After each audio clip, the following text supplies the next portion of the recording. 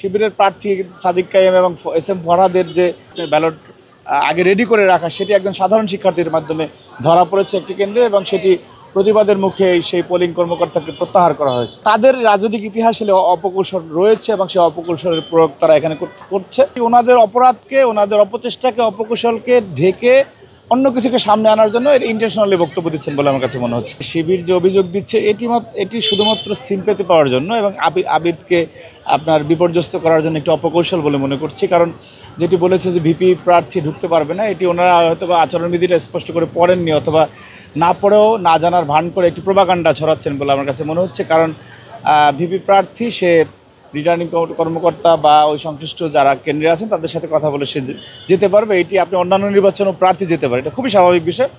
এবং যেই সংবাদ মাধ্যমে এটি প্রথম প্রচারিত হয়েছিল সেখান থেকে কিন্তু দুঃখ প্রকাশ করে নিউজটি সরিয়ে নেওয়া হয়েছে। তো যেহেতু একটি সেন্সিটিভ বিষয়, এই কারণে এটি অলরেডি ভাইরাল হয়ে গেছে।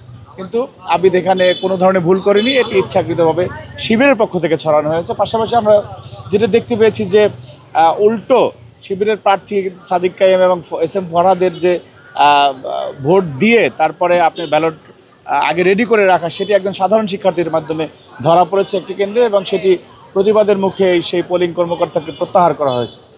এবং তারা যে সকাল থেকে কিছু ইন্টেনশনালি কৃত্রিম লাইন তৈরি করার প্রচেষ্টা করেছে। তারপরে আপনার শিক্ষার্থীদের মধ্যে কিছু কিছু জায়গায় যে না, যেখানে তাদের আর কি বি টিম সি টিম দিয়ে ক্যান্ডিডেট দেওয়া, সেখানে তারা বলেছে যে না, আমরা রাজনৈতিক কোনো সংগঠনকে দিব না, স্বতন্ত্রকে দিব, অথচ দেখা গেছে ওই ব্যক্তি শিবিরের ব্যক্তি। আর মনোবল হতে হয় স্পাত-দৃঢ়। জেরুজালেম 25 বছরের পথ চলায় নিরাপদে রাখার প্রত্যয়ে। তাদের রাজনৈতিক ইতিহাসে অপকৌশল রয়েছে এবং সেই অপকৌশলের প্রয়োগ তারা এখানে করছে। আমি মনে করি ঢাকা বিশ্ববিদ্যালয়ের সচেতন শিক্ষার্থীরা কখনোই এই বাংলাদেশ বিরোধী শক্তিকে ঢাকা বিশ্ববিদ্যালয়ে ভোট দিয়ে জয়যুক্ত করবে, এটা আমার কাছে মনে হচ্ছে না।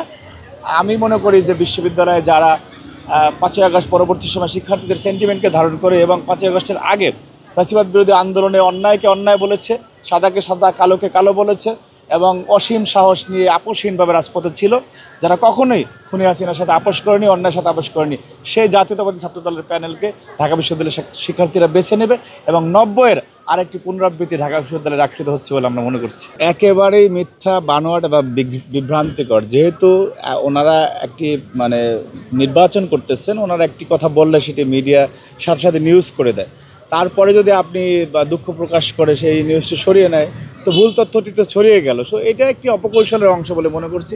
এই ধরনের সিসিটিভি ফুটেজ ভাঙা ওনাদের এজেন্ট, বরং উল্টো আমরা জানি যে ওনাদের পক্ষপাতিত্ব করে ঢাকা বিশ্ববিদ্যালয়ের কিছু কর্মচারীরা যারা একদম ব্লাইন্ডলি ওনাদের করতেছেন, এইরকম তথ্য আপনি এখানে খোঁজ নিয়ে থাকেন, সাধারণ শিক্ষার্থীরা অনেকে বলবে।